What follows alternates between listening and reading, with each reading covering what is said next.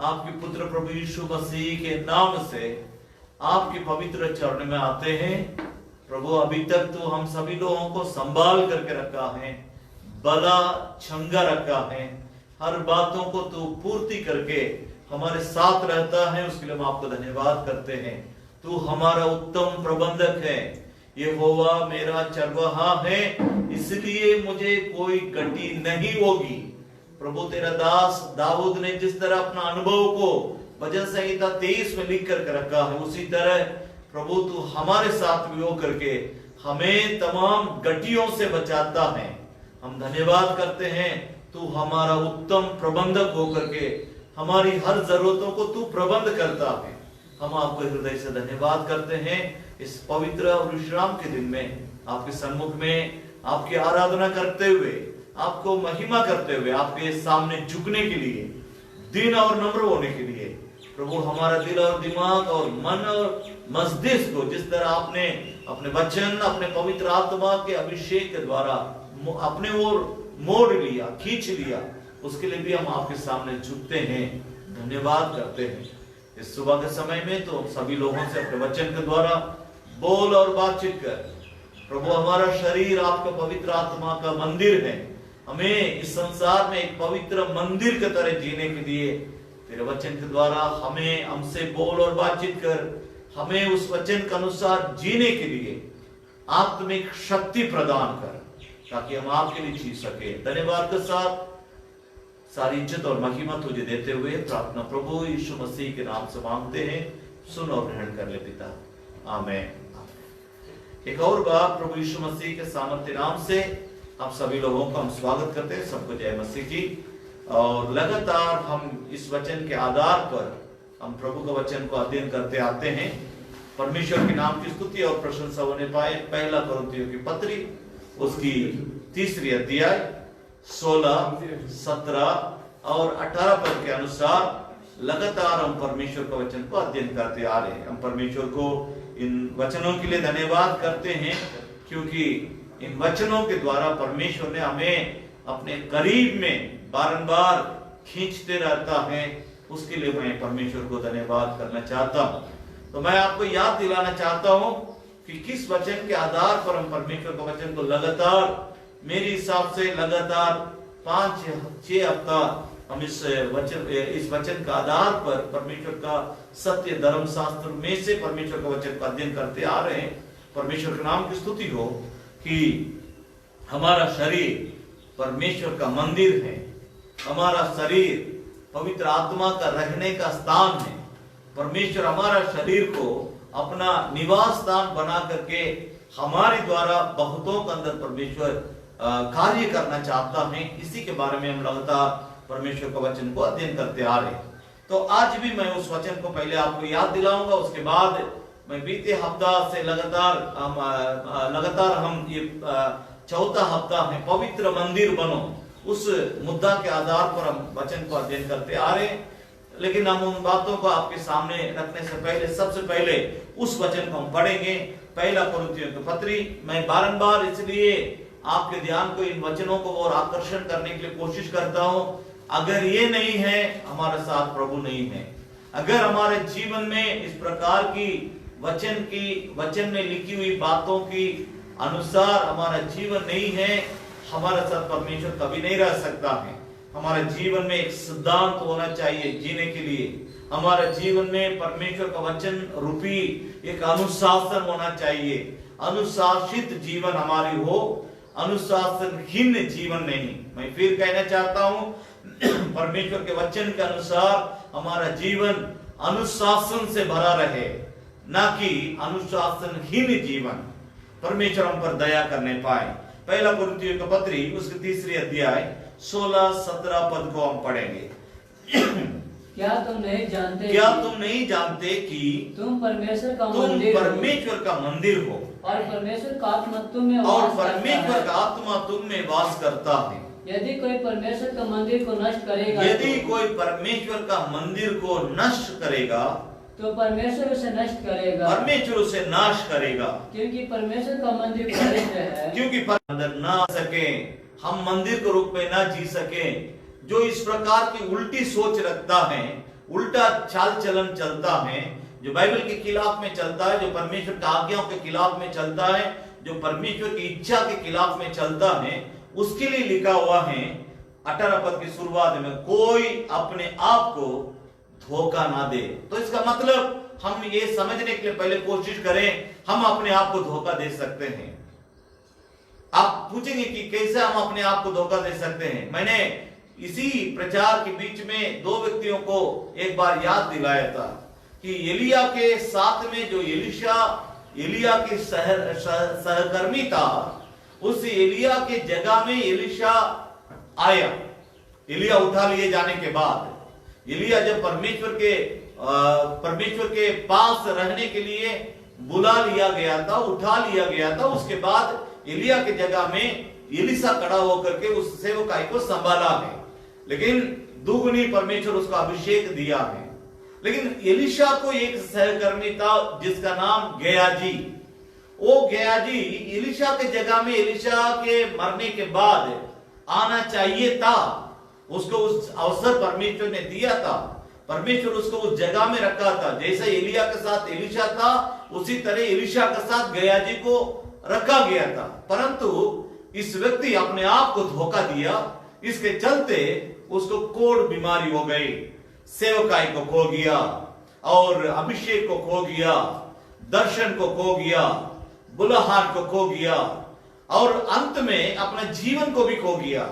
मेरे प्यारों, इस बात को समझने की कोशिश की। ये घटना पुराने नियम की और नया नियम की बातों में मैं एक बात को बतलाना चाहता। प्रभु यीशु मसीह के साथ साथ चलने वाले 12 चेलों में से एक चेला यहूदा इस्करियोती, जो यीशु के साथ साथ चलता था, हमारा प्रभु के साथ साथ चलता था। हम तो अभी तक प्रभु को अपने आंखों से नहीं देखे, लेकिन उसको प्रभु को रोज साथ रह करके देखने के लिए, चुनने के लिए, उसके साथ बैठने के लिए, उसकी बातों को डायरेक्ट सुनने के लिए और उसका शक्ल देखने के लिए उसको मौका मिली थी।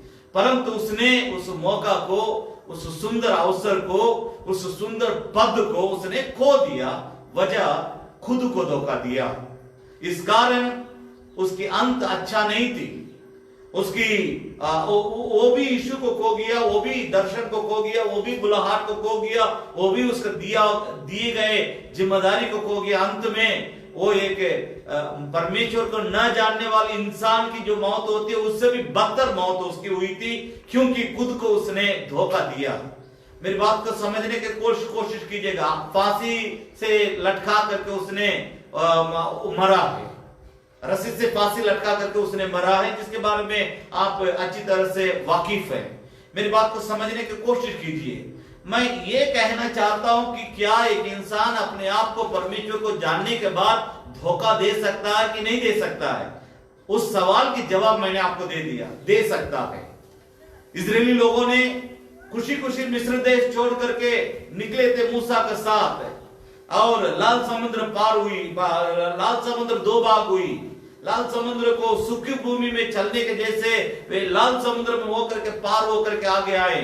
जितने लाख लोग, बाइबल स्कॉलर्स कहते हैं मूसा के साथ लगभग 30 लाख लोग मिस्र देश छोड़ करके कानान देश के ओर, इजराइल की ओर वे रवाना हुए थे। लेकिन आपको मालूम होना चाहिए कालेब और यहोशू को छोड़ जितने लोग निकले थे वे सब कोई रास्ता में, मार्ग में, मिस्र देश और कानान देश के बीच में मार्ग में वे ढेर हो गए। बाइबल धर्मशास्त्र बतलाती है उनको परमेश्वर खत्म करना पड़ा। इतना परमेश्वर को रोष दिलाए, इतना परमेश्वर को क्रोध दिलाए, इतना परमेश्वर के कानूनों को उन लोगों ने उल्लंघन किए, इतना परमेश्वर की विधि और व्यवस्था, नियम और कानून को वे पैर से रोंदने के जैसे परमेश्वर को वे रोष दिलाते रहे, जिसके चलते जितने लोग बड़े खुशी खुशी निकले थे मिस्र देश से कानान के ओर जाने के लिए, उनमें से केवल यहोशू और कालेब 2 जन को छोड़ के और कोई भी अंदर नहीं प्रवेश किया। जो भी प्रवेश किया रास्ता में उनके लिए 40 साल, क्योंकि एक 40 दिन को इन लोगों ने 40 साल कर दिया। इस 40 साल में जितने बच्चे रास्ता में जन्म लिए वही बच्चे कालेब और यहोशू के साथ कानान में प्रवेश किए थे। आपकी सवाल ये हो सकता है आपके मन में, क्या परमेश्वर को जानने वाला व्यक्ति खुद को धोखा दे सकता है? एकदम दे सकता है। उसके चलते उसका जिंदगी नरकमय, नरकीय जीवन हो सकता है। मेरे प्यारों, मेरी बात पर ध्यान दीजिएगा। मैं उसके बारे में बोलना नहीं चाहता हूं, लेकिन जिस बात के लिए, जिस मुद्दा के आधार पर मैं लगातार प्रचार करते आया, उसी के बारे में मैं आज भी प्रचार करना चाहता हूं। एक बात पे पहले क्लियर हो जाइए कि परमेश्वर मंदिरों में नहीं, परंतु परमेश्वर हमारे मन में रहना चाहता है। मन में हमारे रहने वाले पावन आत्मा, इस बात को समझने के कोशिश, परमेश्वर वो कहां रहना चाहता है उसका जवाब पहले मैं आपको दे रहा हूं। परमेश्वर हम इंसान के अंदर रहना चाहता है। पर बाइबल धर्मशास्त्र बतलाती है परमेश्वर मनुष्यों के बीच में अपना डेरा लगाता है। वो जंगल में नहीं, पर्वत में नहीं है, पहाड़ में नहीं है, रेगिस्तान मरुभूमि में नहीं है, वो निर्जन प्रदेश में नहीं है। परमेश्वर कहां है? वो हमारे साथ है। परमेश्वर कहां है? वो हमारे अंदर जीना चाहता है। परंतु हम इस बात को न समझने के कारण कभी कभी खुद को धोखा देने में लग जाते हैं। आज आप इस बात से सतर्क हो जाइए, सावधान हो जाइए, सचेत हो जाइए, परमेश्वर आपको उस अनुग्रह देने पाए। मैं एक और वचन को आपके ध्यान के लिए, आपके ध्यान में लाने के लिए चाहता हूं। पहला कुरिन्थियों की पत्री उसकी 6 अध्याय, पहला कुरिन्थियों की पत्री उसकी 6 अध्याय 19 और 20 पद को हम पढ़ेंगे। ध्यान दीजिएगा, पहला कुरिन्थियों की पत्री उसकी 6 अध्याय 19 और 20 पद। क्या तुम नहीं जानते कि तुम्हारे देह पवित्र आत्मा, कि तुम्हारा देह, तुम्हारा शरीर पवित्र आत्मा का मंदिर है, जो तुम्हें बसा हुआ है, जो तुम्हें बसा हुआ है, और तुम्हें परमेश्वर की ओर से मिला, और तुम्हें परमेश्वर की ओर से मिला है, और तुम अपने नहीं हो, और तुम अपने नहीं हो, क्योंकि दाम देकर मोल लिए गए, क्योंकि दाम देकर मोल लिए गए हो। ध्यान दीजिए भाई बहन, मेरी बात पर ध्यान दीजिए। परमेश्वर हमें क्या सिखाना चाहता है? हम कभी कभी इधर उधर परमेश्वर को ढूंढने लगते हैं। वो हमारे अंदर वास करना चाहता है, उसकी पवित्र आत्मा हमारे अंदर वास करता है। ध्यान दीजिएगा, क्या तुम नहीं जानते कि तुम्हारी देह पवित्र आत्मा का मंदिर है?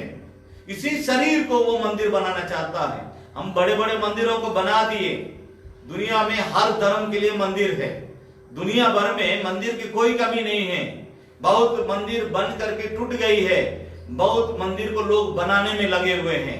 लेकिन अफसोस इस बात की है, परमेश्वर मनुष्यों के हाथ से बनाए गए मंदिर में नहीं, परंतु मनुष्य के अंदर ही वास करना चाहता है। इस बात को जो समझता है वही बुद्धिमान है।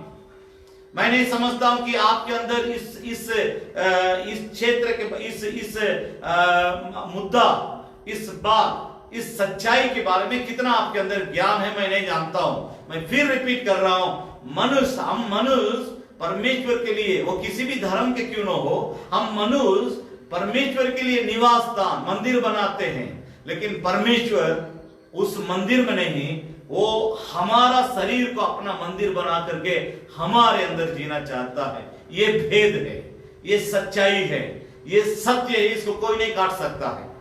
तो इसलिए बाइबल धर्मशास्त्र बताती है तुम्हारा शरीर पवित्र आत्मा का मंदिर है, परमेश्वर के नाम की स्तुति और प्रशंसा होने पाए। जो तुम में बसा हुआ है, ऑलरेडी इट इज देयर, जो तुम में बसा हुआ है। देखिए, परमेश्वर हो चाहे शैतान हो, दोनों के लिए एक शरीर चाहिए, उस शरीर में ही वो करके वो कार्य करता है। तो उसी के लिए परमेश्वर भी हमारे अंदर रहना चाहता है, पर शैतान भी हमारे अंदर रहना चाहता है। तो आप इसको कैसे आपको कैसे पता कैसे चलेगा, कैसे आपको ये मालूम होगा? आपकी स्वभाव, आपकी बोली, आपकी चाल चलन, आपके व्यवहार, आपकी हर कामों के द्वारा ही आपके अंदर से परमेश्वर प्रकट होता है या शैतानी की हरकत आपके अंदर से प्रकट होती है। परमेश्वर की महिमामय कामें आपकी शरीर के अंगों के द्वारा प्रकट होती है। इस हिसाब से हम चोट लगे हुए लोगों को संभाल सकते हैं, इस हाथ से हम किसी को चोट लगा भी सकते हैं। किसी का हाथ कट गया, उसको हम इस हाथ से इलाज कर सकते हैं। इस हाथ से इंसान के कामों के बारे में बतला रहा हूं। कोई इंसान इसी हाथ से दूसरों का हाथ पैर काट देता है, किसी को गला काट देता है। इससे आप समझ सकते हैं कि आपके अंदर कौन है। कोई किसी को गोली मार देता है, कोई किसी के सर को काट देता है, कोई किसी को हाथ काट देता है, कोई किसी के पेट में छुरी भोंक देता है। जब उन लोगों का अस्पताल ले जाते हैं, उस समय हमारी जैसे इंसान अपने हाथों को द्वारा उसका जान बचाने के लिए उसकी सेवा करता है।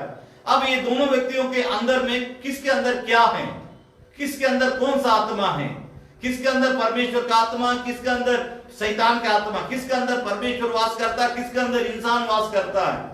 इसमें भी एक और बात को भी इससे बढ़कर मैं बोल रहा हूं, किसी किसी को सेवा करना उनका ड्यूटी है, कर्तव्य है, काम है, नौकरी है, पेशा है। वो काम करेंगे, उनके लिए वो पैसा, उससे पैसा मिलेगा। लेकिन मेरा प्रभु यीशु मसीह के बारे में बाइबल धर्मशास्त्र बतलाती है, जब वो एक घटना के बारे में बतलाता है कि अच्छा सामरी करके एक घटना है बाइबल धर्मशास्त्र में, कि वो एक व्यक्ति व्यापार करने के लिए कुछ पैसा का लेकर के वो जा रहा था एक जगह से दूसरे जगह। मार्ग में चोर लोग उसको पकड़ करके उसका पैसा को लूट लिए और उसको बुरी तरह से अधमुआ कर दिए, इतना घायल कर दिए कि उसका शरीर में कोई ऐसा जगह ही नहीं जहां उसको चोट नहीं लगा हो, पूरा खून से लथपथ हो गया।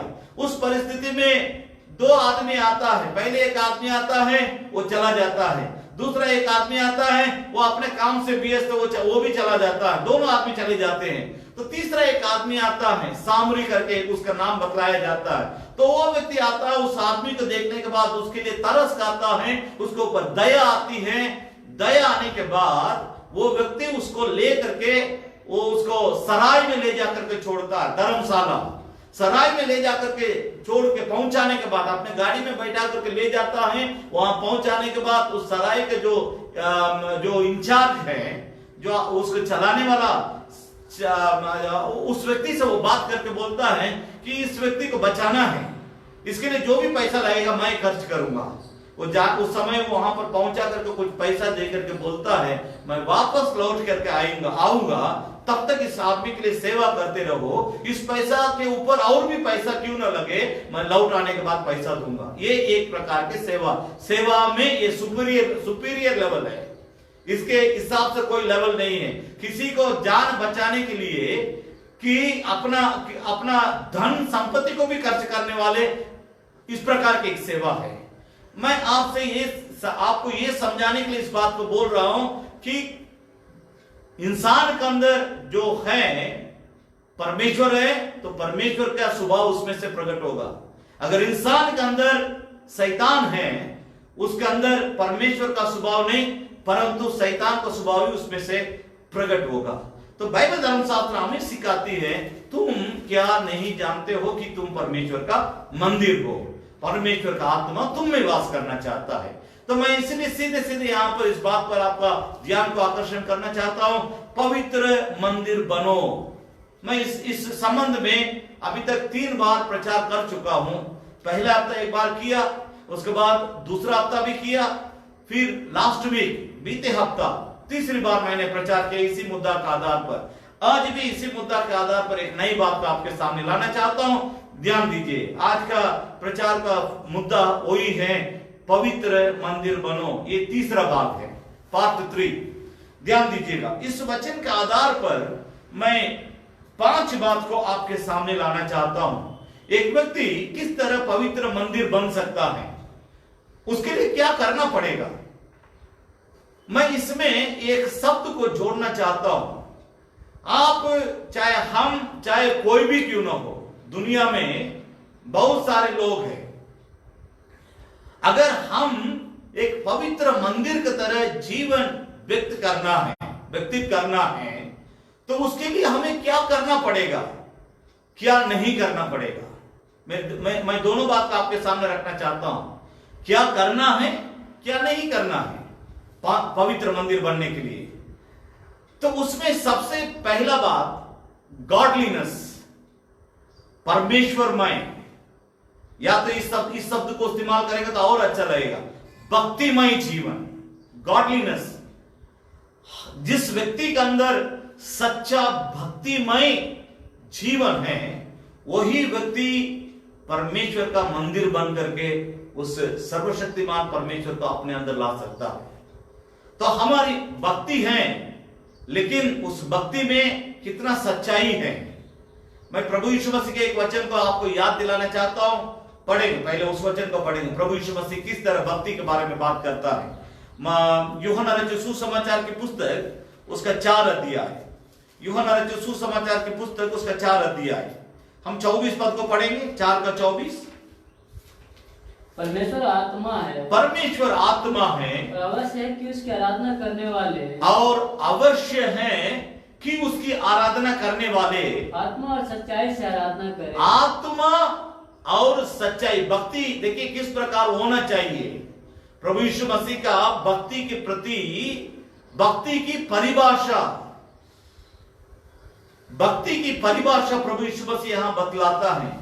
भक्ति, गॉडलीनेस का what is the meaning of godliness, उसका डेफिनेशन बतला रहा प्रभु यीशु मसीह, उसकी परिभाषा प्रभु यीशु मसीह बतला रहा।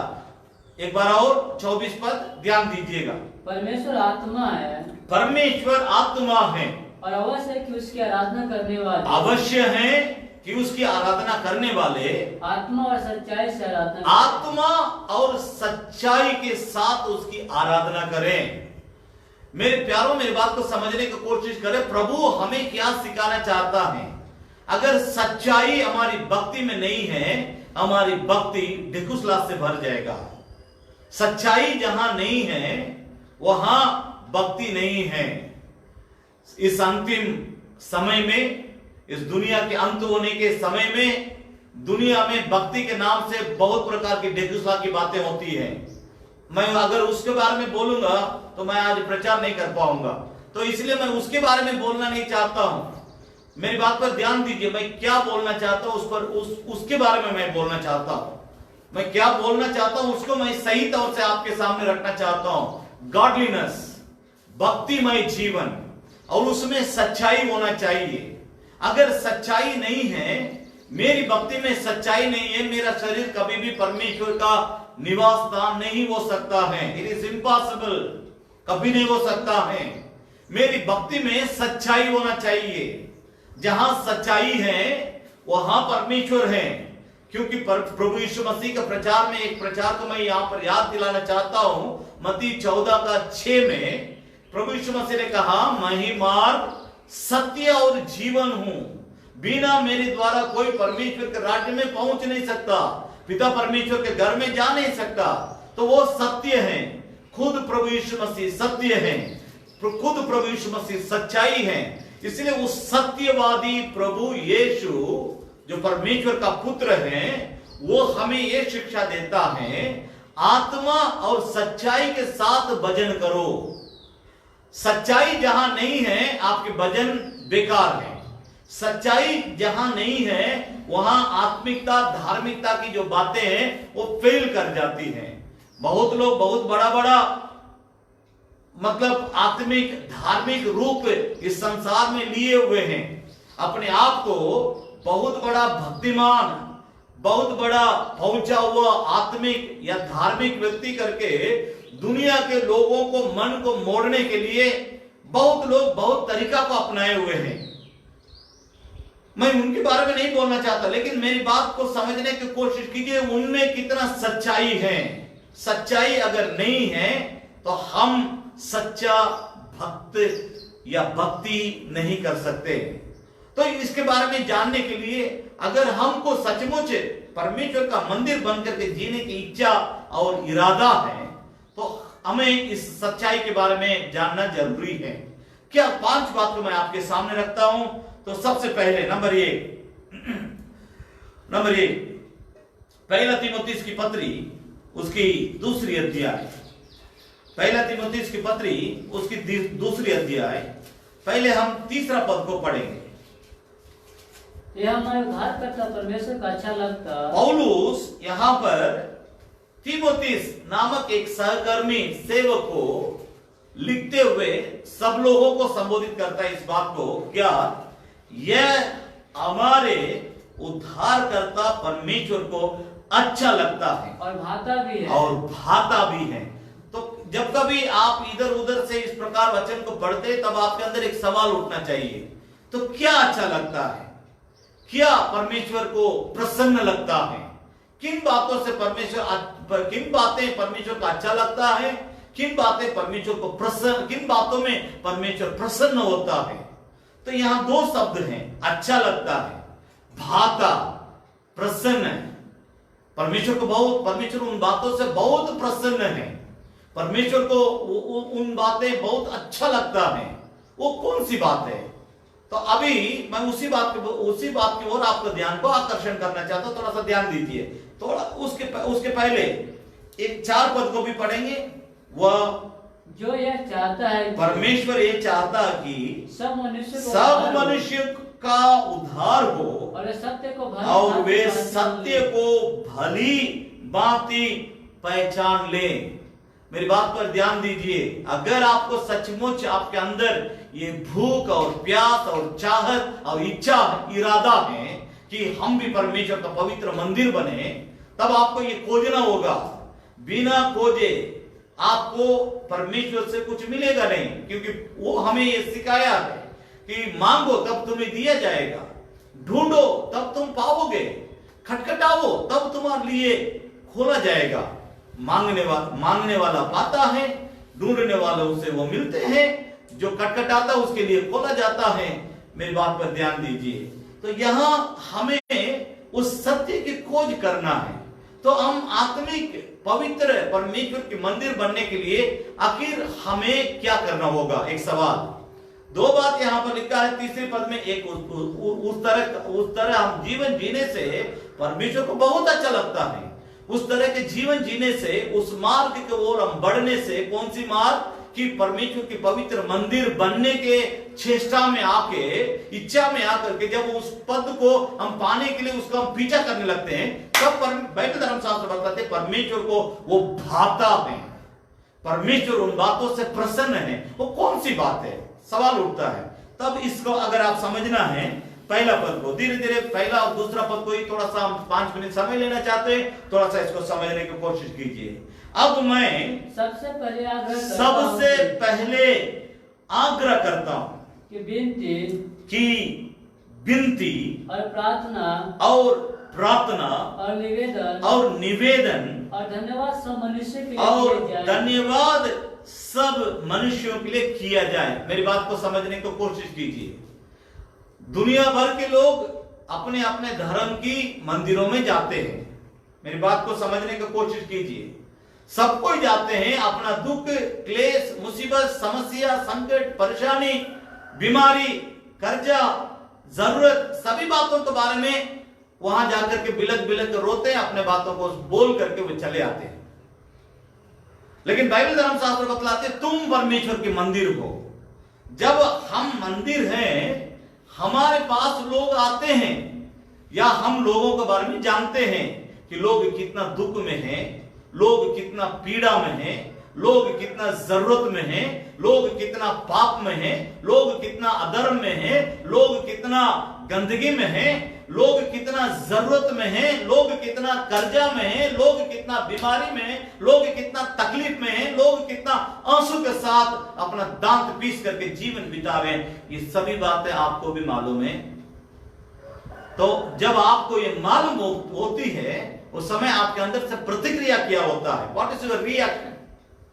एक्शन रिएक्शन दोनों होना चाहिए। मैं आपसे पूछ रहा, जब इन बातों को आप लोगों में से देखते हैं, किसी के घर में खाना बन के बर्बाद होती है, किसी के घर में हम इस बार खा रहे हैं, अगला बार कब खाएंगे मालूम नहीं है, ऐसा परिस्थिति में जीने वाले लोग हैं इस दुनिया में। कोई पवित्र जीवन बिताते हैं, बहुत लोग पाप में जीवन बिताते हैं। जब इस प्रकार के लोगों को आप देखते हैं, आपके अंदर किस प्रकार की रिएक्शन होती है? अगर आप सचमुच परमेश्वर का मंदिर बनना चाहते हैं, आपके अंदर इस प्रकार की बातों को, जो आपकी चारों तरफ लोग रहते हैं, जिस दुनिया में आप रहते हैं, जिस शहर में आप रहते हैं, जिस प्रांत में आप रहते हैं, जिस गांव में आप रहते हैं, जिस परिवार में आप रहते हैं, उन लोगों को जब आप देखते हैं, देखने के बाद आपके अंदर क्या प्रतिक्रिया, रिएक्शन होती है? आप क्या सोचते हैं? तो उसी के बारे में पौलुस को एक प्रकाश मिलता है। अगर तुम सचमुच परमेश्वर का मंदिर बनकर, पवित्र मंदिर बनकर के जीना चाहते हो, पहले मैं क्या बोल रहा हूं इसको समझने की कोशिश करो। विनती, परमेश्वर के सामने वकालत करना। मेरे प्यारों, मैं बहुत गंभीर शब्दों का आपके सामने ला रहा हूं, इसको समझने की कोशिश करो। किसी दिन किसी ने आपके लिए आंसू बहाया, इसलिए आपने आज इस प्रभु को जान गए। किसी दिन टूटा हुआ मकान में थे, किराया का मकान में थे, फटा हुआ कपड़ा पहनते थे, किसी का दिया हुआ भोजन खाते थे, लेकिन आज परमेश्वर हमें दलदल के कीचड़ से चट्टान पर लाके खड़ा करने के जैसे अच्छा परिस्थिति में रखा है। तो मैं आपसे पूछ रहा हूं, किसी ने आपको इस आशीर्वाद को पाने के लिए परमेश्वर के सामने वकालत किया है? सबसे पहला वकील या हमारे लिए वकालत करने वाला कौन है? जो हमारा प्रभु यीशु मसीह। आसमान जमीन दोनों के बीच में प्रभु यीशु मसीह पापियों के लिए परमेश्वर से वकालत करते हुए अपना जिंदगी को उसने दांव पर चढ़ा दिया। उसने अपना शरीर को बलिदान कर दिया। वो अपना आखिरी बूंद खून को भी नहीं रख छोड़ा। इतना तक उसका शरीर में पानी भी नहीं रह गया। सब कुछ उसने हम पापियों के लिए दे करके हमारे लिए उसने वकालत किया है। उसकी वकालत करने के चलते आज आप इस प्रकार के जीवन जी रहे हैं। सबसे पहले उसने हमारे लिए विनती किया। मैं आपसे पूछ रहा हूं, आपको मालूम है कितना लोग आपके लिए आंसू बहाए? उन्हें याद कर। क्या आपके स्मरण में है जो आपके लिए आंसू बहाए, जो आपके लिए रात दिन परमेश्वर से विनती किए, वकालत किए? ये प्रभु उनको बताइए, ये प्रभु उस परिवार में इस तरह का समस्या है, ये प्रभु वो व्यक्ति बीमारी में मर जाएगा तो उसकी पत्नी बहुत कम उम्र के विधवा हो जाएगी, बच्चे अनाथ हो जाएंगे, वो परिवार कैसे चलेगा? इस प्रकार आपके लिए जितनों ने परमेश्वर के सामने वकालत किया है, वे सब कोई आपके दिमाग में और दिल में है, आपके मन में और मस्तिष्क में है। ये पहला प्रतिक्रिया। मैं इसके बारे में अगर बोलूंगा तो इसी के बारे में बोलते रह जाऊंगा। मेरी बात पर ध्यान दीजिए। मैं आपका ध्यान तो आकर्षण करना चाहता हूं, ध्यान दीजिए। तो ये हमारा पहला सीढ़ी है कि हमारे लिए जिस तरह लोगों ने वकालत किया, विनती किया, सप्लिकेशन, परमेश्वर से विनती किया कि बचाइए, मदद कीजिए, सहायता कीजिए, उनकी श्राप को मिटाइए, उनके पाप को क्षमा कीजिए, उनके अंदर का अंधकार को मिटाइए, ज्योति में उनको लाइए। इस प्रकार आपके लिए किसी ने वकालत किया परमेश्वर से, उसके चलते आज आप परमेश्वर के साथ है। क्या आपसे मैं सवाल कर रहा हूं, मैं आपसे पूछ रहा हूं कि क्या आप यही सेवा आपके चारों तरफ रहने वाले लोगों के लिए करते हैं? मैं आपसे एक बात और भी कह रहा हूं, आपके उम्र के लोगों में आपको जितना सुविधाएं परमेश्वर ने दिया है, शायद इतना सुविधाएं आपकी उम्र के लोगों को अभी तक नहीं मिला है। बहुतों ने उनका नजर में देखा भी नहीं, इतना परमेश्वर आपको दिया। तो आप इसका किस तरह फायदा उठा रहे हैं? आप उसमें मगन हो जा रहे हैं, या मेरे लिए जो मिला है ये सब और लोगों को मिलना चाहिए करके आप परमेश्वर से विनती करते हैं? एस्तेर, जिसकी माता पिता नहीं थी, जिसके चाचा ने उसको पाल पोष किया है और उसको एक ऐसा परमेश्वर को सिखाया, परमेश्वर का दर्शन को सिखाया, परमेश्वर का सोच विचार में उसको पाला पोसा, सही जगह में परमेश्वर की इच्छा के अनुसार उसको पहुंचा भी दिया। जब वो पहुंच गई थी राजगद्दी में, एक गुलाम घर की लड़की, दासतो के घर में रहने वाली, अब राजा के बगल में बैठने वाली रानी बन गई 127 देश के लिए। मामूली बात नहीं है। मैं इस बात को आपके दिमाग में इसलिए कस के डाल रहा हूं ताकि आप अपना हकीकत को समझे और दूसरों के लिए आज इससे विनती करना शुरू करें। जब वो सड़क में चलने वाली, किचन में रहने वाले, फटा फुटा कपड़ा पहनने वाली, जहां जिसको रहने का जगह नहीं, खाने के लिए कोई ठिकाना नहीं, कोई उसके साथ रिश्तेदार नहीं थे, उसके लिए एक ही एक व्यक्ति था जो उसके चाचा, उसके छोड़ के कोई नहीं था। एस्तेर के साथ मुर्दकाई के छोड़ के कोई नहीं था। तो उस स्थिति में से परमेश्वर उसको वहां जब ले गया, वहां जाने के बाद वो उपवास करती है, अपने लोगों के लिए परमेश्वर के सामने भी वकालत करती है कि प्रभु 127 देश में रहने वाले हमारे लोगों को, हमारे कुटुंबियों को, हमारा परिवार को, हमारा खून के जो रिश्तेदार हैं, उन सभी लोगों को बचाना। वो परमेश्वर से भी वकालत करती है, राजा से भी वकालत करते हैं। आपको मालूम होना चाहिए, राजा से उस समय में कोई मिल नहीं सकता था। वो कहती है मैं मर भी जाऊं, मुझे कोई गम नहीं है, लेकिन मेरे लोगों के लिए मैं वकालत करके मरूंगी। उसकी वकालत उस दिन काम आया। परमेश्वर उसी को इस्तेमाल करके 127 देश में रहने वाले यहूदियों को राजा अहसवेरोश के समय में बचाया था। मैं आपसे पूछ रहा हूं, आपके लिए किसी ने विनती किया है, तो आपके लिए जो इन दिनों में सुख सुविधाएं परमेश्वर ने आनंद और खुशी का माहौल दिया है, उसी में आप मगन हैं, या ये दुनिया में बहुत सारे लोग रो रहे, खलप रहे, आत्महत्या करने के लिए तैयार हो रहे, कोई बीमारी के कारण अस्पताल में भर्ती हैं, घर जाएंगे नहीं जाएंगे, ऐसा परिस्थिति में बहुत सारे लोग हैं। उनके लिए आपकी वकालत परमेश्वर के साथ कैसा है? नंबर 1, इसमें दूसरा दिया है प्रार्थना, तीसरा दिया है निवेदन। ये सब बातें एक दूसरे के साथ कड़ी में कड़ी मिली हुई है, इसलिए इसके बारे में मैं नहीं बोलना चाहता। परमेश्वर को धन्यवाद करना, और परमेश्वर के मंदिर में हमेशा भजन कीर्तन होते रहती है। तो आपकी शरीर अगर परमेश्वर का मंदिर है, तो आप इस बात को समझ लीजिए, आपके मुंह से हमेशा धन्यवाद की बातें निकलते रहेंगे, परमेश्वर को स्तुति करते रहेंगे। मैं जब भी अकेले रहता हूं, मैं इस बात को खोल के बोल रहा हूं, मैं कोशिश करता हूं जितना से जितना ज्यादा से ज्यादा मैं परमेश्वर को पकड़ सकूं, परमेश्वर से लिपट सकूं और परमेश्वर से गले लगा सकूं, परमेश्वर के साथ मेरे मित्रता और रिश्ता को मजबूत कर सकूं, वो कोशिश मेरी रहती है। मैं आपसे पूछ रहा हूं कि कितना, अगर आप समझते हैं कि मुझे परमेश्वर अपना मंदिर बनाया है, मुझ में वो वास करना चाहता, तो आपके अंदर इस प्रकार की प्रतिक्रिया होना है। नंबर 2 उसी में दिया है, राजाओं और सब ऊंचे पद वालों के निमित्त, इसलिए कि हम विश्राम और चैन के साथ सारी भक्ति और गंभीरता से जीवन बिताएं। सबके लिए प्रार्थना करना हमारी बड़ी जिम्मेदारी है। मैं फिर आपसे कह रहा हूं, लोग मंदिर क्यों जाते हैं? प्रार्थना करने जाते हैं, अपने दुख बताने के लिए जाते हैं, अपने समस्याओं को रखने के लिए जाते हैं, अपना क्लेश, मुसीबत, बीमारी, कर्जा, सारी बातों को बतलाने। एक लाइन में कहा जाए तो अपने दिल की तमाम दुख देने वाली बातों को वहां जाके बताते हैं, रोते हैं, बिलखते हैं, परमेश्वर को सुनाते हैं। अगर आप मंदिर हैं तो आपको उससे उनसे कितना ज्यादा करना चाहिए, इस बात को आप समझ लीजिए। तो सभी के लिए करना होगा। वो राजा हैं, चाहे ऊंचा पद में रहने वाले क्यों न हो, किसी भी व्यक्ति क्यों न हो, सबके लिए हमें प्रार्थना करना होगा। हमें उनके लिए वकालत करके प्रार्थना करना होगा।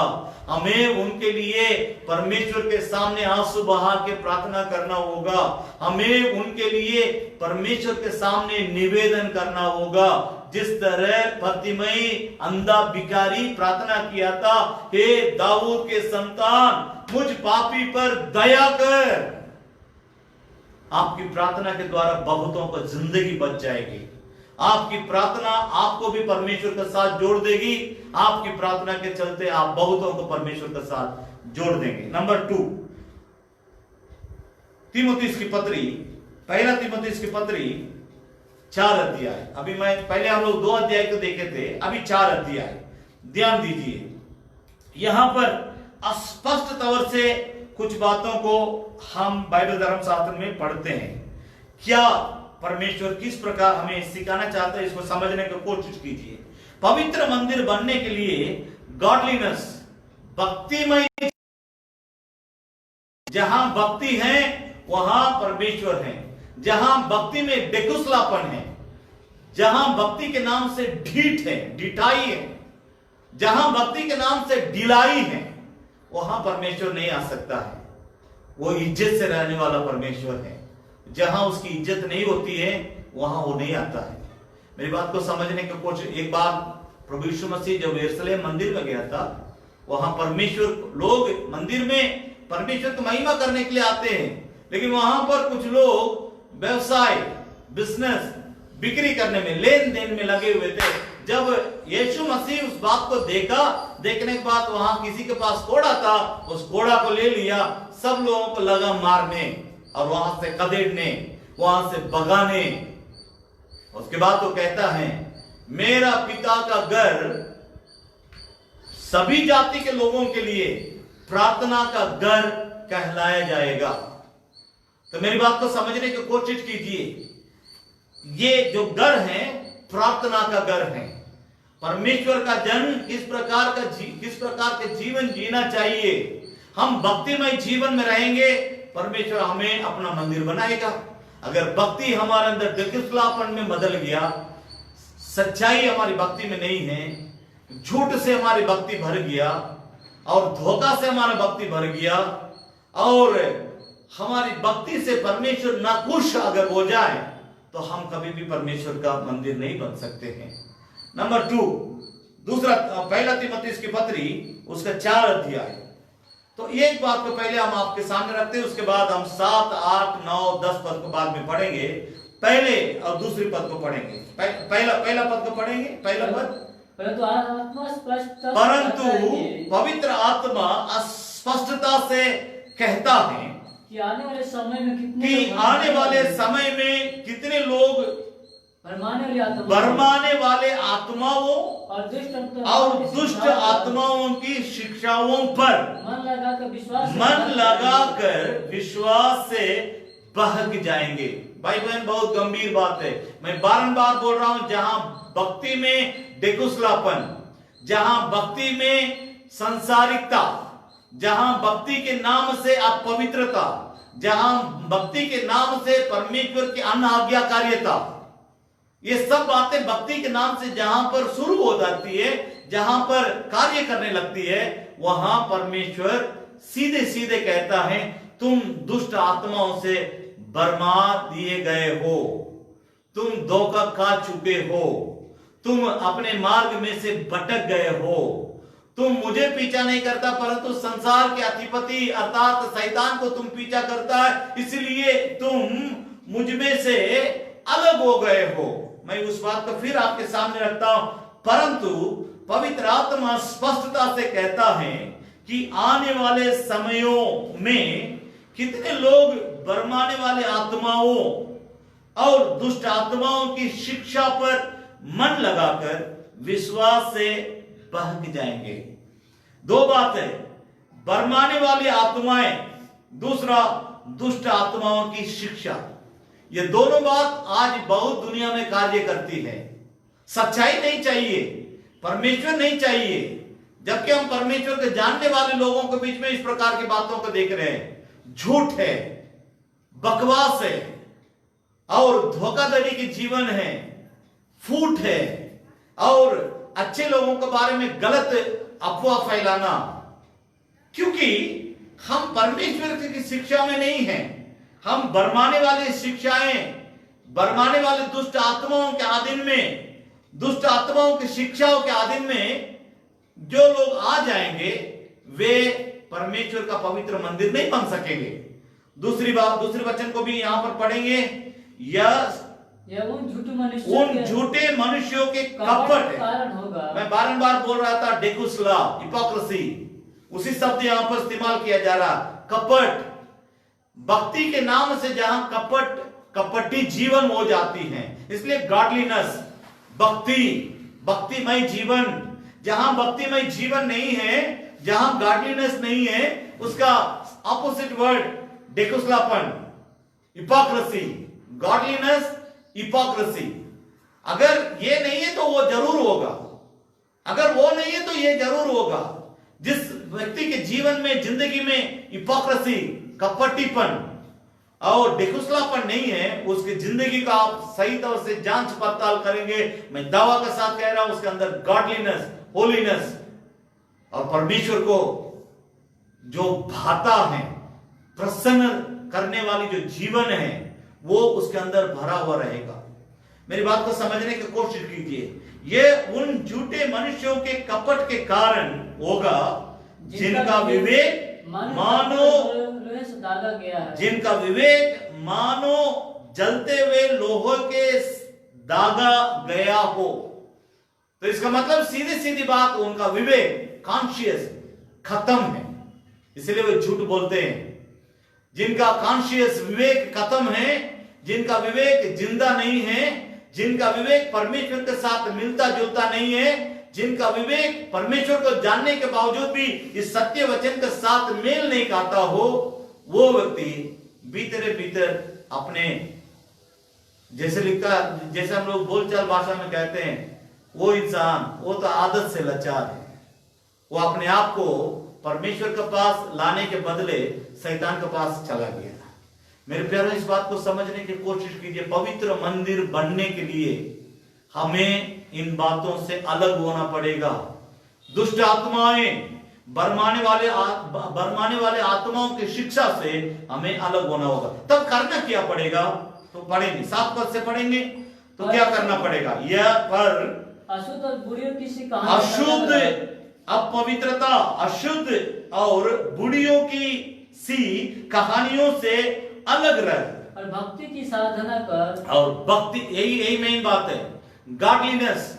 तुम अगर परमेश्वर की मंदिर बनना चाहते हो, तुम भक्ति की साधना कर, बुढ़ियों की और बकवास वाली बातों में से, जो तुमको अशुद्ध करने वाली बातें हैं, उनमें से अलग हो जाओ, भक्ति की साधना कर। ठीक है, क्योंकि देह की साधना से कम लाभ होता है, क्योंकि देह की साधना से कम लाभ होता है, पर भक्ति सब बातों की लाभदायक, क्योंकि पर भक्ति सब बातों की लाभदायक है, क्योंकि इस समय के और आने वाले जीवन की भी प्रतिज्ञा इसी के लिए है। 9 पद, यह बात सत्य है, हर प्रकार से मानने के योग्य, हर प्रकार के मानने के योग्य है, क्योंकि हम परिश्रम यत्न इसीलिए करते हैं, क्योंकि हम परिश्रम और यत्न इसलिए करते हैं कि हमारी आशा उस जीवित परमेश्वर पर है,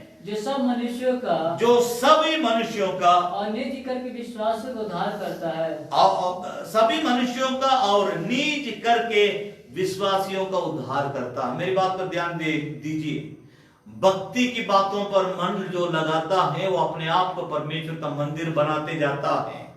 जो भक्ति की बातों को छोड़कर बकवास, इसमें एक शब्द पौलुस इस्तेमाल करता है, बुढ़ियों की कहानी, बरमाने वाले आत्माओं की शिक्षा, दुष्ट आत्माओं के रास्ता पे चलने वाले अपने आप को मंदिर बना, पवित्र परमेश्वर की मंदिर बनाने के बदले वे अपने आप को शैतान का अड्डा बना लेंगे। इससे सावधान हो जाइए। नंबर 3, इसी में 6 अध्याय, इसी में 6 अध्याय, पहले 11 और 12 पद को पढ़ेंगे, ध्यान दीजिएगा। 11 और 12 पद, पहला तीमुथियुस की पत्री उसके 6 अध्याय 11 और 12 पद। पर हे परमेश्वर का जन, तू इन बातों से भाग और धर्म, भक्ति, विश्वास, प्रेम, धीरज और नम्रता का पीछा कर। देखिए, अगर आप सचमुच परमेश्वर का पवित्र मंदिर बन करके जीना चाहते हैं, पौलुस यहाँ कहता है, बारंबार कहता है, इन बातों की पीछा कर, इन बातों को पकड़ ले, इन बातों को थाम ले, इन बातों से कभी अलग नहीं होना। क्या कहना चाहता है? पर हे परमेश्वर का जन तीमुथी, तू इन बातों से भाग और धर्म, भक्ति, विश्वास, प्रेम, धीरज और नम्रता का पीछा कर। इन बातों को, सचमुच आपके अंदर एक भूख प्यास है, सचमुच आपके अंदर एक परमेश्वर का मंदिर बनने का लालच है, अगर सचमुच आपके अंदर भूख प्यास है अपने आप को परमेश्वर का मंदिर बनाने के लिए, आप इन बातों को पीछा करेंगे। इन बातों से पीछे नहीं। मैं एक बात को मैं समझा सकता, लेकिन समय का अभाव है, आप भी थोड़ा मेहनत कीजिए। 12 पद पर ध्यान देंगे। विश्वास की अच्छी कुश्ती लड़ और उस अनंत जीवन को धर ले जिसके लिए तू बुलाया गया और बहुत सा गवाहों के सामने अच्छा अंगीकार किया था। ध्यान दीजिए, पौलुस तीमुथियुस को याद दिलाता, बेटा इस पर ध्यान देना, तुम जो पहले बोला था, तुम्हारा पहले जिंदगी था, हमने उसको देखा है, तुमने बहुत सारे लोगों के सामने अंगीकार किया था। क्या अंगीकार किया था? तुम्हारा अपने विश्वास के बारे में अंगीकार किया था। उस विश्वास के आधार पर मैं तुमको सलाह दे रहा हूं, मैं तुमको सुझाव दे रहा हूं। यहां पर पौलुस बारंबार 1-2 बात को यहां पर लिखता है। क्या कहना चाहता? 12 पद में, अच्छी कुश्ती लड़। तुम जो विश्वास की जीवन जी रहे हो, तुमने जिस विश्वास के आधार पर बहुतों के सामने अच्छा अंगीकार किया था, उसके बारे में सोचते रहो और उसको पूरा करने के लिए विश्वास की अच्छी कुश्ती लड़। मैं आपसे कह रहा हूं, आप विश्वास की अच्छी कुश्ती लड़ेंगे तो जरूर आप अपना शरीर को परमेश्वर का पवित्र मंदिर बना लेंगे। आपकी विश्वास जैसा है, आपकी उसी तरह का लड़ाई भी होना चाहिए। अगर सत्य से आप प्रार्थना, सत्य से आप प्रीति रखते हैं, आपका विश्वास बाइबल धर्मशास्त्र के बारे में इस प्रकार है, ये सचमुच परमेश्वर का वचन है, सचमुच परमेश्वर की ओर से हम इंसान के लिए मिला है, तब आप क्या करेंगे? इसके अनुसार आप जिएंगे, आपके विश्वास के अनुसार आप जिएंगे। इसलिए पौलुस कहता, तू विश्वास में अच्छी कुश्ती लड़। मैं आपसे कह रहा हूं, अगर हमारा विश्वास ये है कि हम जो भी गलती करेंगे, हमारा परमेश्वर के आंखें उसको देख लेंगे, इस प्रकार आपके अंदर विश्वास है, आप उस विश्वास की अच्छी कुश्ती लड़ेंगे। कभी भी कहीं भी पाप के लिए आप समझौता नहीं करेंगे, कॉम्प्रोमाइज नहीं होंगे पाप के साथ, अधर्म के साथ, अन्याय के साथ। आपके अंदर हमेशा ये विचार रहेगा, मुझे परमेश्वर देख रहा, मैं जो भी देखता हूं उसको परमेश्वर भी मुझ में से देख रहा है। आपके विश्वास इस प्रकार रहेगा तो आप विश्वास में अच्छी कुश्ती लड़ेंगे, प्रभु के लिए, प्रभु के पक्ष में, प्रभु के साथ होकर के। संसार का जो अधिपति है शैतान, उसके द्वारा आने वाले तमाम पापों से आप लड़ करके विजय पाएंगे। दूसरा उसी में लिखा है कि उस अनंत जीवन को धर ले। तो हम जो विश्वास के साथ जो जी रहे हैं, उस अनंत जीवन जो प्रभु के द्वारा हमें मिलने वाला है, कि जैसे प्रभु यीशु मसीह ने प्रचार किया था यूहन्ना 3:16 में, कि परमेश्वर ने जगत से ऐसा प्रेम रखा ताकि उसने अपने एकलौते पुत्र को दे दिया, जो कोई उस पर विश्वास करे वो नाश ना हो, वो अनंत जीवन पाए।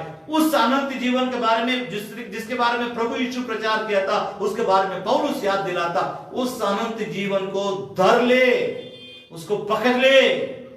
मैं आपसे कह रहा हूं, अगर आपके अंदर उसकी प्रति ध्यान होगी, आप इस संसार की किसी भी गलत और परमेश्वर के विरोध की बातों में, अपवित्र बातों में, शैतान की बातों में आप कभी भी सहमत नहीं होंगे। मैं जो भी बोल रहा हूं साफ बोल रहा हूं, सटीक बोल रहा हूं, इधर उधर घुमा फिरा के बात नहीं कर रहा हूं, इस पर ध्यान दीजिए। एक और बात यहां पर लिखता है, जिसके लिए तुम बुलाए गए हो। परमेश्वर हमको क्यों इस दुनिया के पाप से भरा हुआ दलदल के कीचड़ से क्यों अपने ओर खींचा है? उस अनंत जीवन को देने के लिए, उसके लिए तुमको लड़ना है, उसको पाने के लिए तुमको लड़ना है, उसकी ओर आपके ध्यान होना है। इसीलिए पौलुस कहता अगर ये सब करोगे तब तुम्हारा शरीर परमेश्वर का मंदिर बन सकता है। मैं एक ही बार पढ़ाना चाहता हूं क्योंकि समय ज्यादा हो रहा।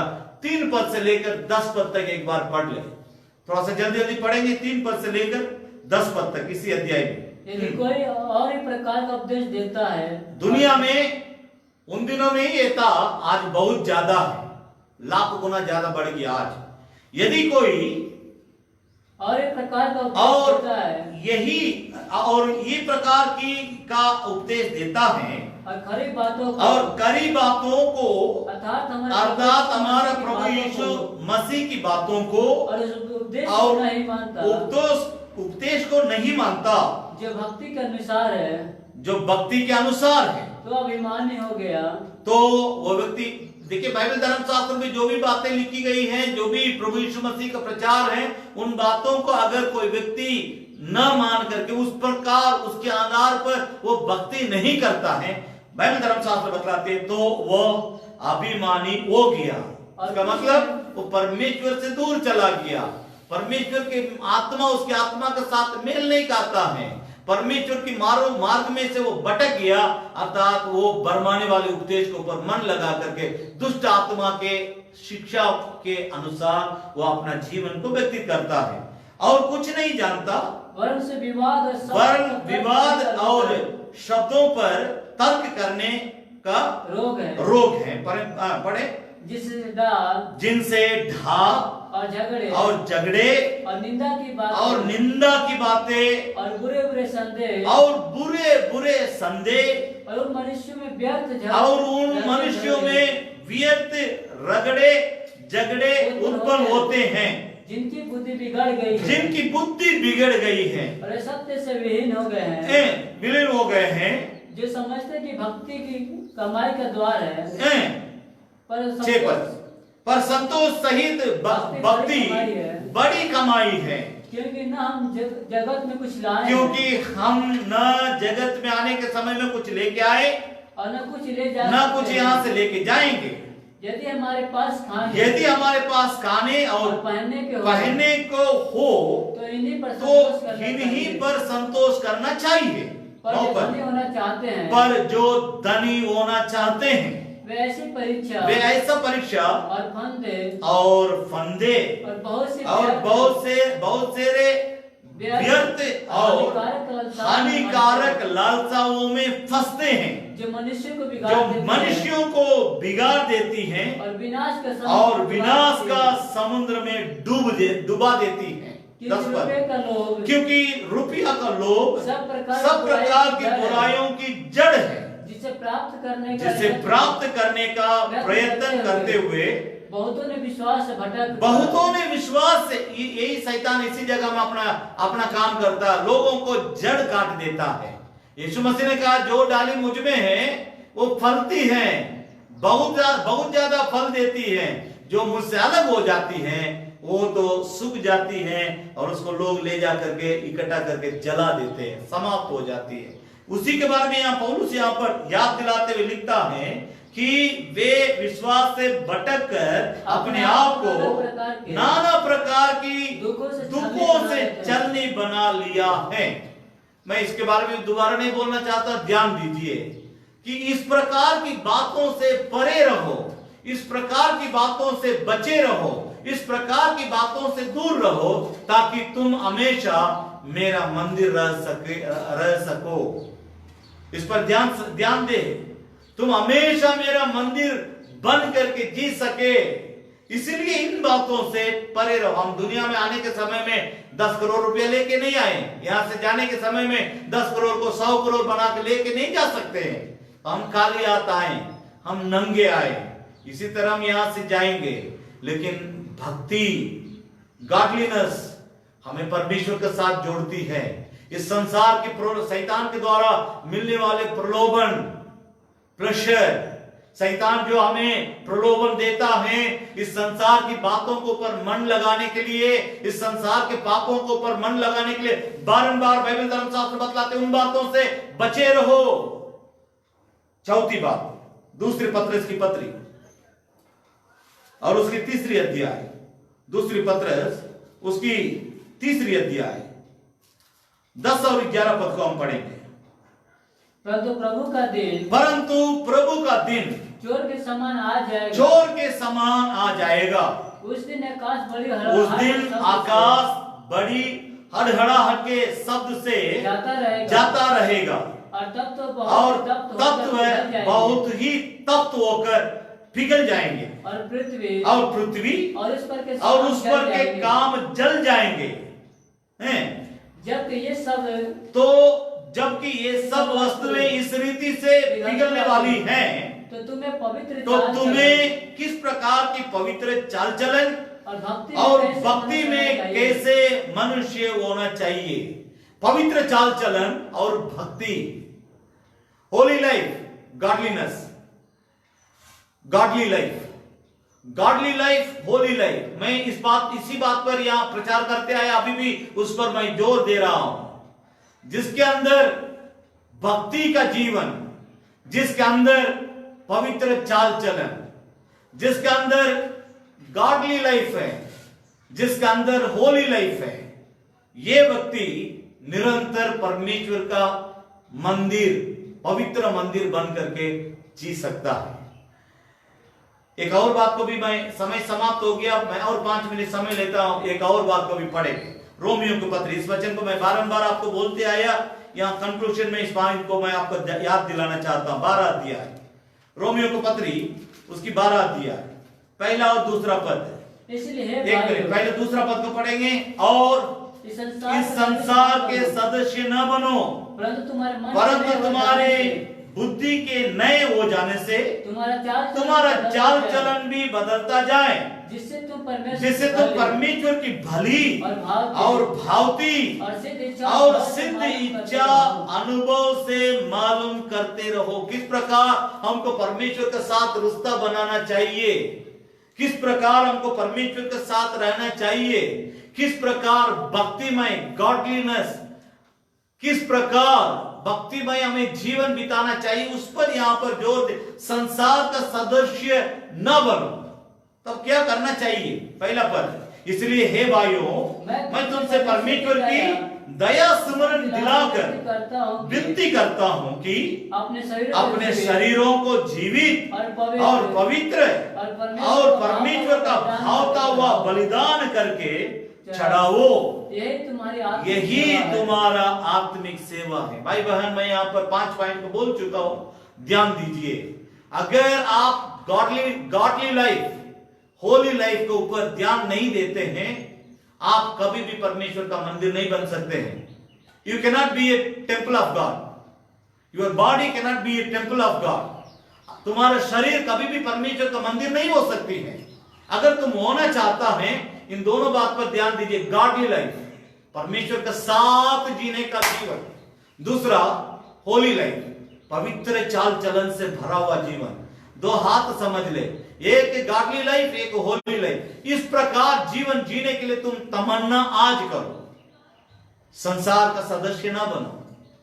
हे भाइयों, मैं तुमसे परमेश्वर की दया स्मरण दिलाकर तुमसे विनती करता हूं कि अपने शरीरों को जीवित और पवित्र और परमेश्वर को भावता हुआ बलिदान करके चढ़ाओ, यही तुम्हारा आत्मिक सेवा है। संसार का सदस्य न बनो। कंक्लूजन पॉइंट, 2 वचन को याद करेंगे। मैं हमेशा आपको बोलते आया, उस वचन को मैं लगातार बोलूंगा, क्योंकि उसी में दम है। उस वचन के अनुसार ही परमेश्वर हमें देखना चाहता है। पहले इफिसियों की पत्री, उसका 4 अध्याय 24 पद। इफिसियों की पत्री उसकी 4 अध्याय 24 पद। और नए मनुष्य को पहन लो, और नया मनुष्य को पहन लो, जो परमेश्वर के अनुरूप, जो परमेश्वर की स्वरूप अनुरूप, परमेश्वर के समान सत्य की धार्मिकता और पवित्रता में सृजा गया है। भाई बहन, इस बात को समझने की कोशिश कीजिए। परमेश्वर हमें शैतान का समान नहीं बनाया, अपने स्वरूप में बनाया। जो एदेन में मिट्टी के द्वारा परमेश्वर ने अपने हाथ से खोद खोद के बनाया, वो मनुष्य शैतान की बातों को मानकर शैतान के स्वरूप में बदल गया था। वजह उसका किया हुआ पाप। जिस मनुष्य को परमेश्वर ने अपने स्वरूप में बनाया था, अपने शक्ल में बनाया था, वो जब पाप करके परमेश्वर की शक्ल में से बदल के शैतान के शक्ल में बदल के चला गया था, वो जिंदगी भर पाप करता रह गया। बहुत सारे परमेश्वर के दास लोग आए थे। परमेश्वर नूह के भेजा, परमेश्वर इब्राहिम के भेजा, परमेश्वर इसहाक के भेजा, परमेश्वर याकूब के भेजा, परमेश्वर मूसा के भेजा, परमेश्वर एलिया के भेजा। इस तरह यीशु मसीह आने के पहले तक बहुत सेवकों को उसने भेजा, लेकिन किसी के प्रचार को सुन करके उन लोगों का जिंदगी नहीं बदला। कुछ बदला, बहुत कुछ में बदलावट, परिवर्तन नहीं आया। उसके चलते परमेश्वर के पास there was no another option, परमेश्वर के पास दूसरा विकल्प नहीं था। इसके चलते उसने अपने एकलौते पुत्र प्रभु यीशु मसीह को इस दुनिया में भेजा। कोई भी सेवक आए अपना जिंदगी को बलिदान नहीं दिए। हम परमेश्वर का हाथ से जो बनाए गए इंसान थे, परमेश्वर के हिसाब से, परमेश्वर के शकल से, परमेश्वर के स्वरूप से, फिर उसी ढांचा में हमें लाने के लिए परमेश्वर अपना पुत्र को इस संसार में भेज के क्रूस पर बलिदान चढ़ाया। उसकी लहू बहने के कारण, उसकी लहू के द्वारा हम धोए जाने के कारण, हम उसके यीशु की बलिदान के द्वारा, यीशु की रक्त बहने के द्वारा, यीशु की प्राण हमारे हम पापियों के लिए वो देने के द्वारा, वो मरने के द्वारा, वो गाड़े जाने के द्वारा, वो दोबारा तीसरा दिन जी उठने के कारण आज परमेश्वर का साथ उसके दाहिने ओर बैठ करके वो हमारे लिए वकालत करता है। इसको अपना ले पिताजी, इसको अपना ले, हे मेरे पिता, इनको अपना ले, उनको अपना ले करके वो फिर उस शकल में लाने के लिए काम करता है। इसलिए बाइबल धर्मशास्त्र बतलाते नए मनुष्यत्व को पहन ले, पहन लो, जो परमेश्वर का अनुसार सत्य की धार्मिकता और पवित्रता में सृजा गया हो। परमेश्वर की धार्मिकता और उसकी पवित्रता के द्वारा हम फिर से नए जन्म लेकर के सृजे गए हैं। इसलिए इस पद को खोने की कोशिश मत करो। अंत में पहला पत्रस की पत्री उसकी पहला अध्याय, पहला पत्रस उसकी पहला अध्याय, पहले 16 पद को पढ़ेंगे, उसके बाद 14, 15, 16 पद के एक साथ पढ़ेंगे।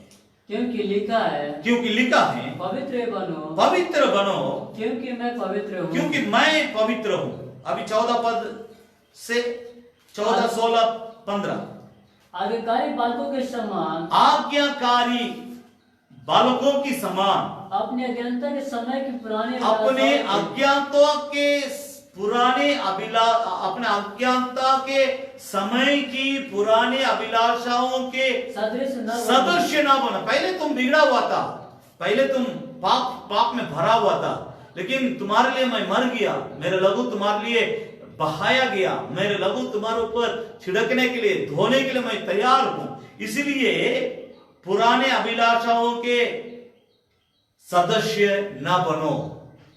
राइट, 15 पद। पर जैसा तुम्हारा बुलाने वाला पवित्र है, वैसे ही तुम भी अपने सारे चाल चलन में पवित्र बनो, क्योंकि लिखा है कि पवित्र बनो, क्योंकि मैं पवित्र हूँ, क्योंकि मैं पवित्र हूँ। मैं यहाँ पर बयान तो करता हूँ, ध्यान दीजिए। अभी हम प्रार्थना करने जा रहे हैं। आइए हम अपने आंखों को बंद करें।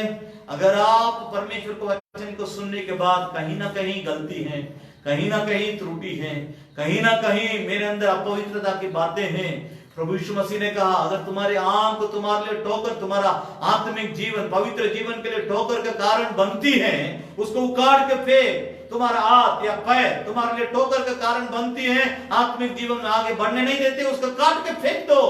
तुम टुंडा लंगड़ा होकर के, अंधा होकर के, एक हाथ के बिना, एक आंख के बिना, एक पैर के बिना तुम स्वर्ग में आ जाओगे तो तुम्हारे लिए अच्छा है।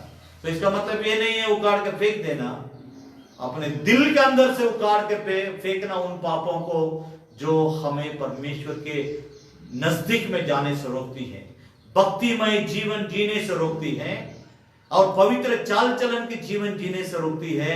उन बातों को हमारे दिल में से काट के फेंकना।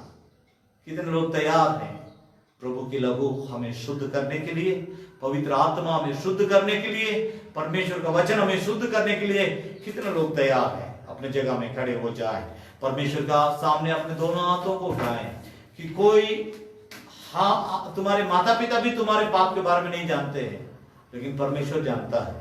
तुम्हारा पास्टर तुम्हारे पाप के बारे में नहीं जानते हैं, तुम्हारा परमेश्वर जानता है। तुम्हारा दोस्त तुम्हारे मन में कौन सा पाप है नहीं जानते हैं, तुम्हारे रिश्तेदार नहीं जानते हैं, लेकिन परमेश्वर जो तुम्हारे लिए अपना पुत्र को क्रूस पर बलिदान दिया है उसको मालूम है।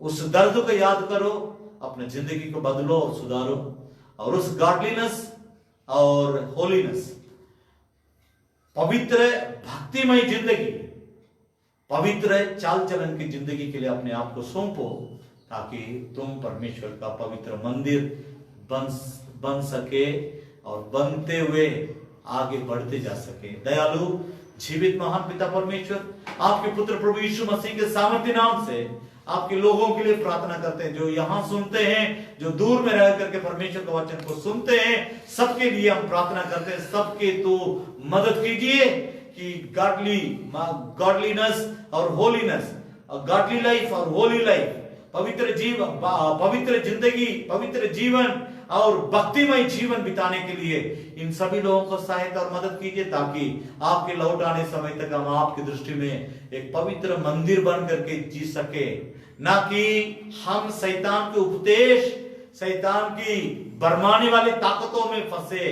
हमें उन बातों से बचा ले, हमें आपकी बाहों में लेके चल, आपकी ताकत हमें दे, आपकी भक्ति हमें दे, आपकी पवित्र जीवन हमें दे, आपकी पवित्र आत्मा हमें दे, आपके पवित्र लहू से हमें धो करके शुद्ध कीजिए। आपका वचन का ताकत हमारी आत्मा और हमारे शरीर के अंदर कार्य करते हुए हमें गॉडली लाइफ, होली लाइफ को ओर लेके चलने पाए, हमें भक्तिमय जिंदगी, पवित्रमय जिंदगी की ओर लेके चलने पाए। आज के आराधना के लिए धन्यवाद करते हैं। आप हमारे बीच में रह करके हमें आशीष दिया है, हमारा आत्मा को आपने अपने वचन से मजबूत किया है। हम आपको धन्यवाद करते हैं, आपके सामने झुकते हैं, महिमा आपको देते हैं।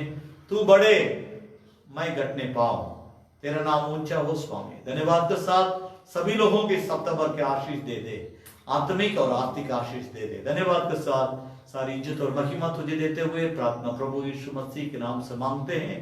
सुन और ग्रहण कर ले पिता, आमीन। हे मेरे मन यहोवा को धन्य कर, हे मेरे मन उसके पवित्र नाम को धन्य कर, हे मेरे मन यहोवा को धन्य कर और उसके किसी भी उपकार को तू नहीं भूलना। आमीन।